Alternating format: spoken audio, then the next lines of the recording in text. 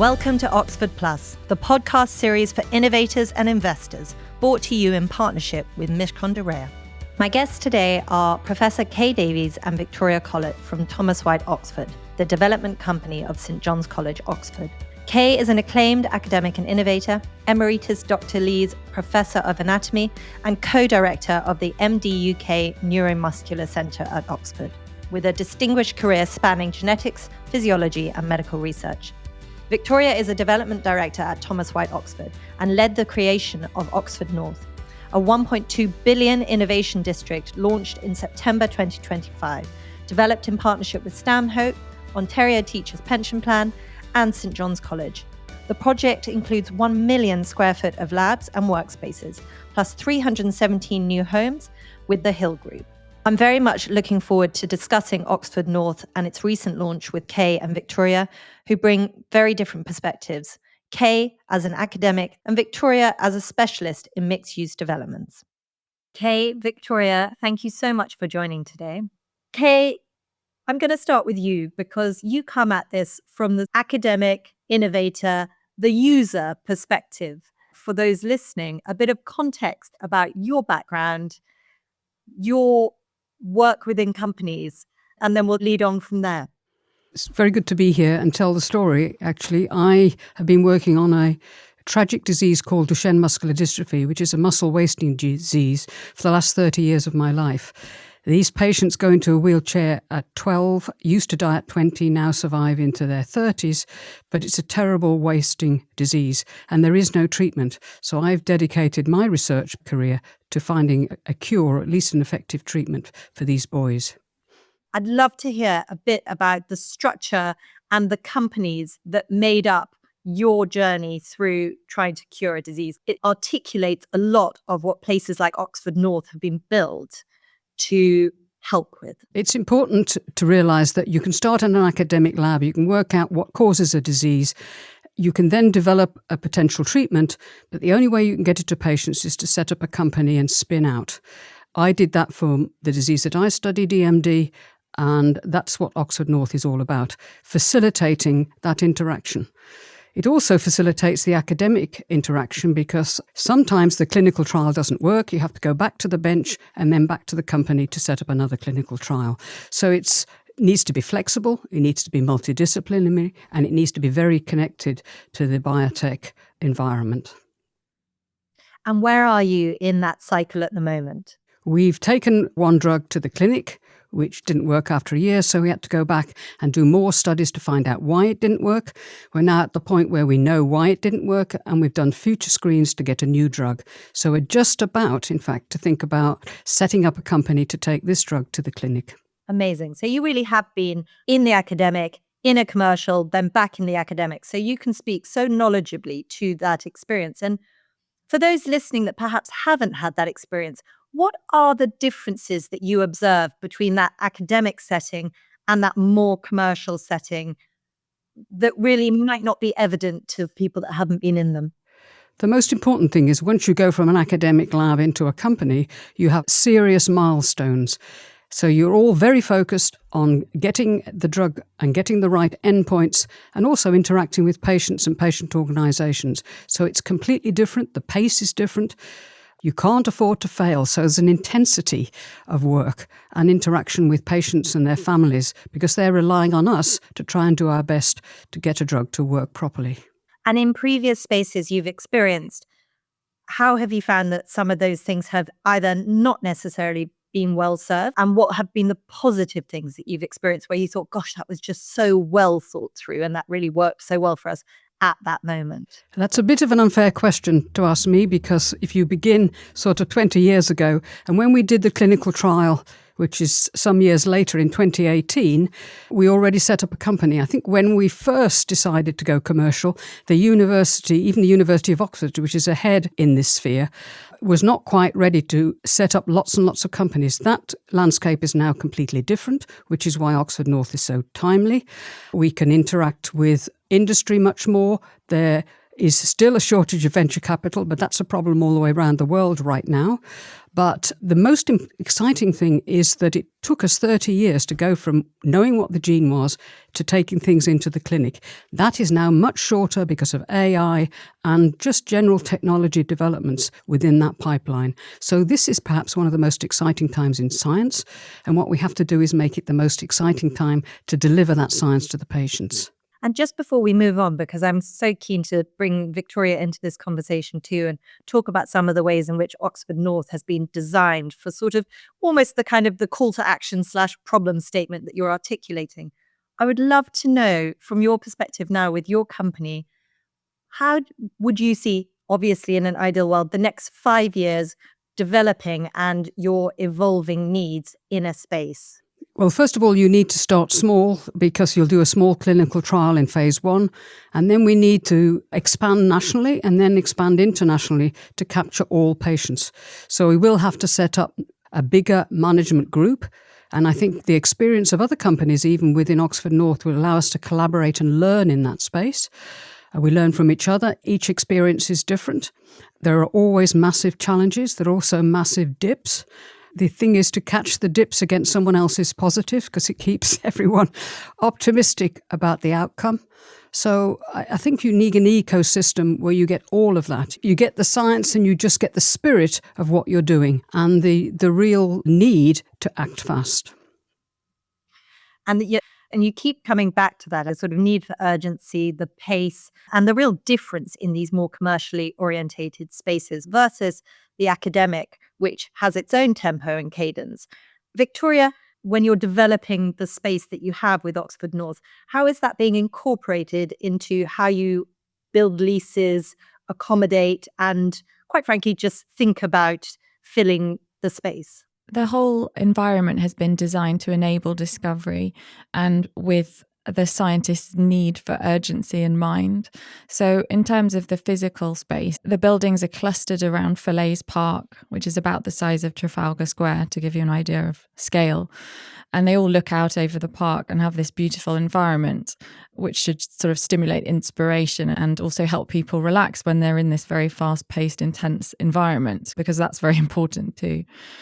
That space is a gathering place for people to meet, to bump into each other, and hopefully to have interactions that can further their research in the most sort of convenient way possible.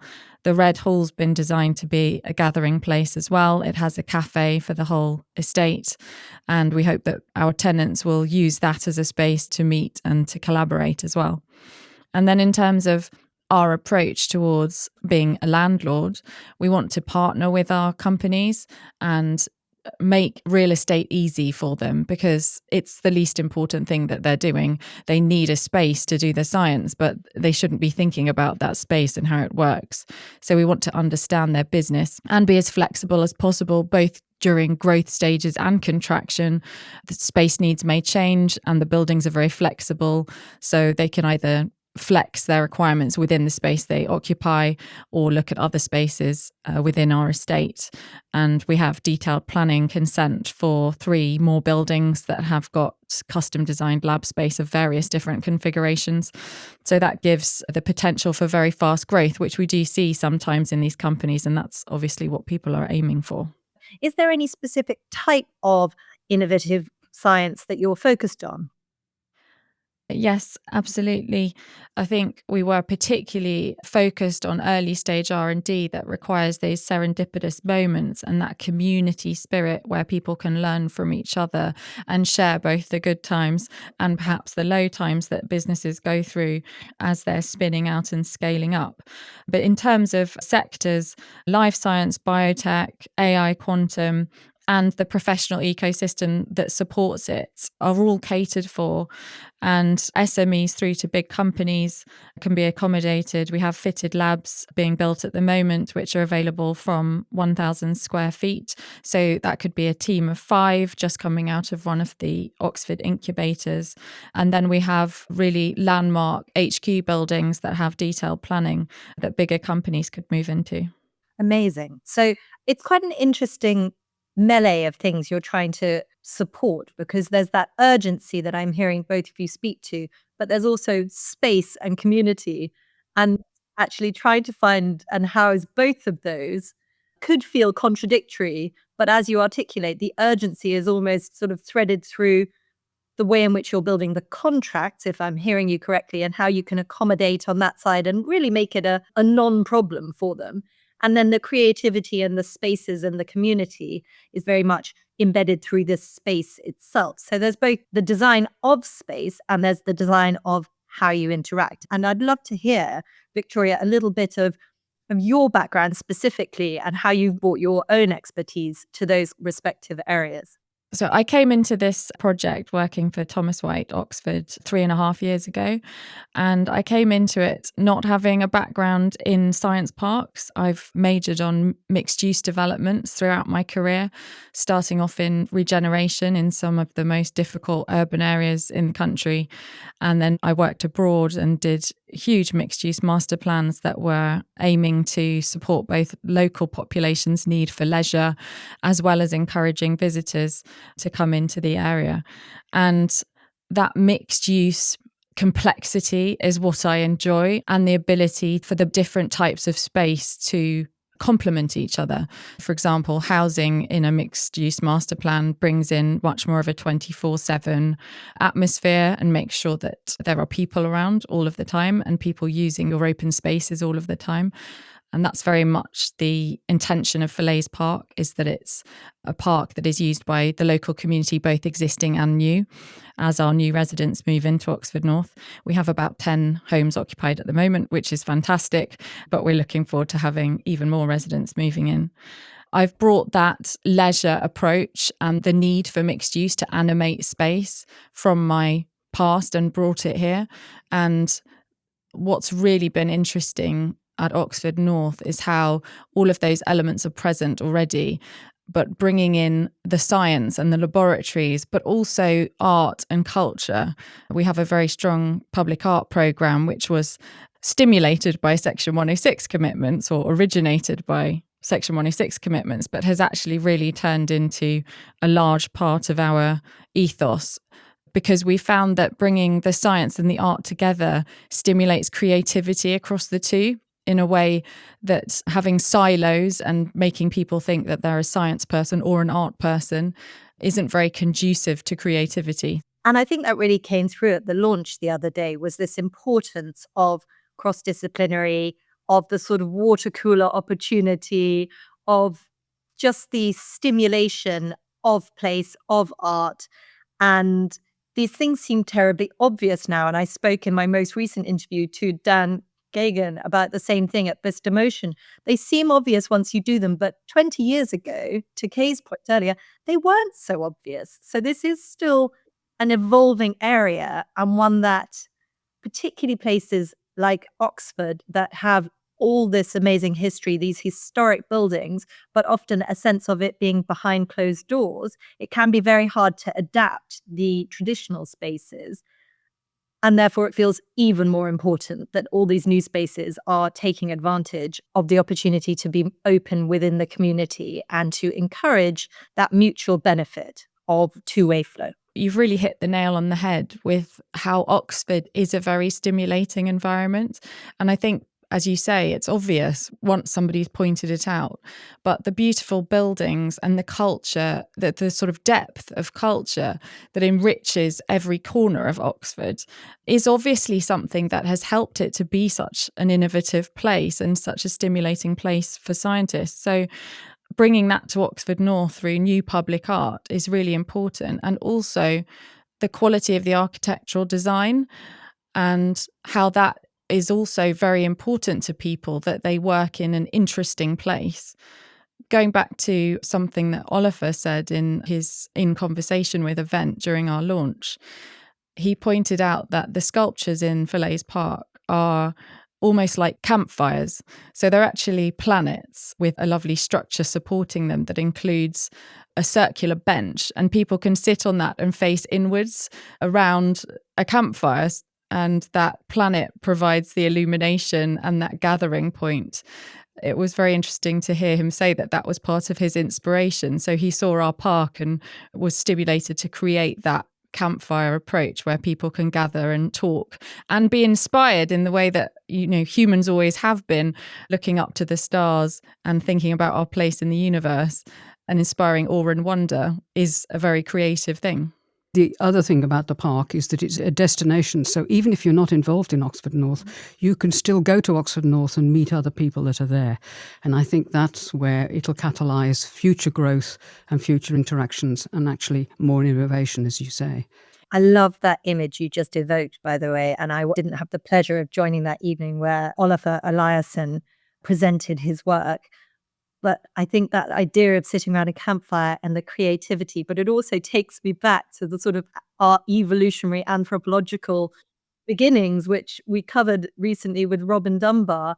And as we've already touched upon, we can forget that we haven't evolved very far beyond those moments, even though we think we have, and that things are still so important for building community, creativity, and all these things that we want so much. Yes, absolutely. So the other facilities available in the Red Hall are a town hall that would seat 100 people, and it can be configured in various ways, but also some touchdown co-working space that can be used by anybody. I think in Oxford, we've all had the experience of walking into a coffee shop to find that there are no tables available because there are so many people on their laptops, and that's quite frustrating for cafe owners. So we designed the Red Hall to be a space where people can sit all day and work or work in between meetings. And so bringing people into that space and in the warmer months into the open space will hopefully help our tenants as well. I personally love it, but I was deeply amused by Lord Hague, who is, as most listeners will know, the Chancellor of the University of Oxford now, commenting that he can't see red. And Victoria, you just told me that neither can the architect. It has caused some comment locally, and it was intentional that it would stand out. And that's for two reasons, both for a sort of external audience to be an iconic building representing the best of Oxford now and future. So to contrast again with those, historic buildings and that weight of sort of antiquity, and to showcase the best of the innovative future spirit of Oxford as well. People have, mentioned being able to see it from the A34 and that they like that because now they can see where North Oxford begins. But then it's also intended to be a marker for people who are coming into the district or walking around the district in the future when the rest of the buildings are built. People will see a slither of the red from any direction. And it's a wayfinding device so that people always know where that cafe is, where that centre is. The reception for the whole estate is in that building. So if you are coming to Oxford as an investor and you get a taxi to Oxford North, well, where does the taxi drop you off within the estate? You don't want to be sort of left in the wrong place. Well, it's pretty obvious the taxi's going to drop you at the Red Hall. Season 3 is also brought to you in association with Oxford North and Thomas White Oxford, the development company of St John's College. Oxford North is a new innovation district purposefully designed to enable the next century of life-changing discoveries in science and technology. It launched in 2025 and is already part of the Oxford ecosystem, providing fitted labs and workspaces from 5 to 100 plus people, surrounded by a new public park the size of Trafalgar Square, Market Square Cafe, and new homes and more.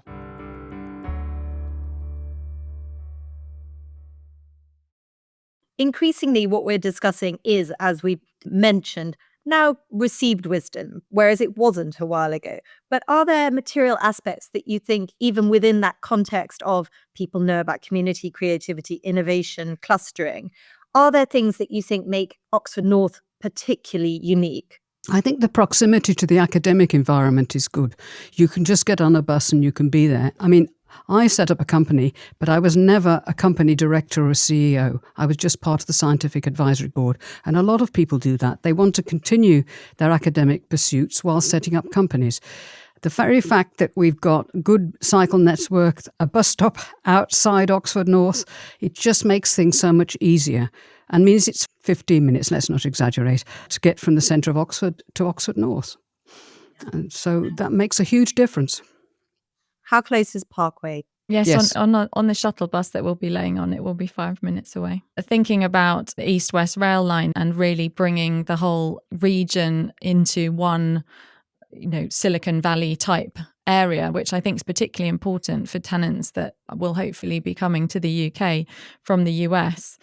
It's really important to note that our end of the East-West Rail is already built. So I say that West Rail is already there. And the links up to Milton Keynes and Bicester are either complete or very nearly complete already on existing rail tracks. And that gives us an enormous catchment, both of talent in terms of bringing people in to work in the businesses, but looking in the opposite direction, it puts a lot of areas of more affordable housing within reach of anybody who's working at Oxford North. So we're very excited about that. You've got the rail, you've got the cycle, you've got the buses. And quite frankly, if you had the time and the weather, you could walk as well. There's another important point, and that is you can't do without links to your colleagues in other universities. And that means Cambridge people can come over, but they can drive and they can park. But more importantly, a lot of colleagues from London, and I collaborate with a neuromuscular clinic at Great Ormond Street, they can come to a meeting at Oxford North with ease, actually easier than travelling across London for another meeting. And it is so important. And so often I've heard in interviews here, both complaints and acknowledgement of the fact that the Golden Triangle is smaller than the whole of Silicon Valley. It fits in the pocket. And yet we often talk about them as separate ecosystems. And with the Oxford-Cambridge arc, still now under development, but hopefully in relatively short order, it's really encouraging that acknowledgement that we do need this connectivity. And it is so important that we are one ecosystem, obviously with a bit of healthy competition. Yes, there's always healthy competition, which is, of course, healthy in itself. But it's all science-led, so we're already collaborating. So by the time they get that railway and road built, we'll be well bedded into collaboration and innovation and ready, really, to make it even more exciting. And at the moment, I know that it's still under evolution and development, but it's a vast site and there's more coming. What are the plans for growth? What's the sort of aspiration for, are we talking about 30 businesses? Are we talking about 200? How do you see it evolving? I think it will be somewhere between the two. In terms of the physical space, we've built about 15% of the workspace and over half of the housing is under construction and most of the infrastructure and open space is already delivered. In terms of amenities, we have a large amount of retail and food and beverage still to be built within our outline planning. We also have a hotel up to 180 rooms that will be coming forward. We have a plot that we've dedicated towards a nursery and some leisure facilities. The exact nature of that is under discussion because people's needs in relation to gym space or studio space are very fast moving. There's a big trend towards paddle at the moment. At other times, people are more interested in yoga or Pilates or weights. So the exact configuration of that space is to be decided. We have a lot of housing allocations around North Oxford and Kidlington, Yarnton, Begbrook as well. And that will only enhance the links in that area and the environment for anybody who's living or working at Oxford North. It's all very iterative that bus links improve and the A40 project will come forward to improve those cycle and bus links all the way to Aynsham and Witney. And these things can seem a little bit kind of mundane, right? Kind of planning and transport links. But the reality is that those are the things that make a huge difference to the day-to-day experience of investors coming to visit, of employees getting into work. And they really make a difference to everyone that needs to contribute to the success of a venture. So these are actually not small things. And I think that furthermore, when we look at the community, that connectivity and that sense of, as we all know, but some listening might not, there's huge dispersion in Oxford. And some of the benefits of innovation can feel like they are limited to a few. Sites like Oxford North are so important to making that point of it is meant to benefit people outside of those sometimes seen as quite closed corridors. Yeah, I think that's a really good point to make. Again, particularly for an international audience, it's not helpful if people in Oxford talk about little corners of Oxford and give the impression of a closed shop. I think it's important that we all come together to sing the praises of Oxfordshire as a city region that has a wonderful innovation ecosystem, both existing and in the future. it's been very exciting to see the university and government all coming together to help Oxfordshire to achieve its potential. So the Oxfordshire Developers Forum has been set up by the County Council to enable the different estates and landowners to come together. The university has OSIT, which will be launched in November. And that's enabling, again, both developers to work together, but also investors and businesses to work together with the university to make sure that Oxford really makes the most of all the wonderful research and talent that we have. Even our house builder currently building out Canalside Quarter, the Hill Group, it's been wonderful working with them because they really understand the need to build a community, and that involves also sort of bringing in the idea of inclusive growth and making sure that local people share in the prosperity generated. So they've worked with us really hard on all of our social value commitments around local employment and local procurement. And it's just been really refreshing to have these partners who share our values. Before we started the recording, we were joking about shareholders and the importance of shareholders. And Kay, you were saying that a piece of news came out on a company you advise and that it was well received, which is obviously fabulous. But we are also often subject to shareholders, and that's pretty well understood in companies. It's not always as well understood when you are building a science park, an innovation area. And yet I heard it said at the launch, and it rings true because they have literally been around forever, of St. John's College as a forever landlord.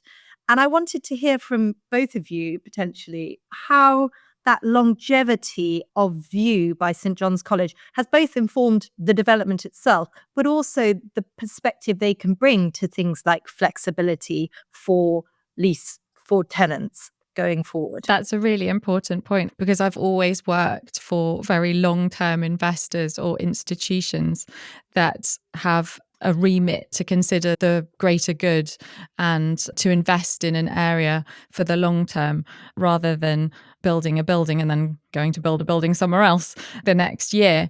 And St. John's has been here since 1555 and has owned the land under Oxford North for that period. Therefore, we invest in the long-term quality of the development physically, but also in the long-term community.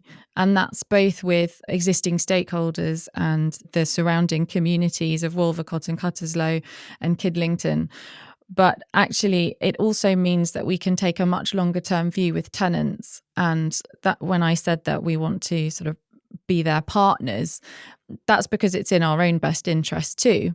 We want to see the next Oxford unicorn just as much as everybody else does because we want them to grow within our estate. And of course, St. John's gives the ambition. I mean, it's a renowned college. There are a lot of really bright entrepreneurs that are coming through the student body all the time. They're curious about what is exciting going on around Oxford North and the rest of the Oxford ecosystem. So there's a real touch point all the time between the next generation of scientists and what's happening out in Oxford North.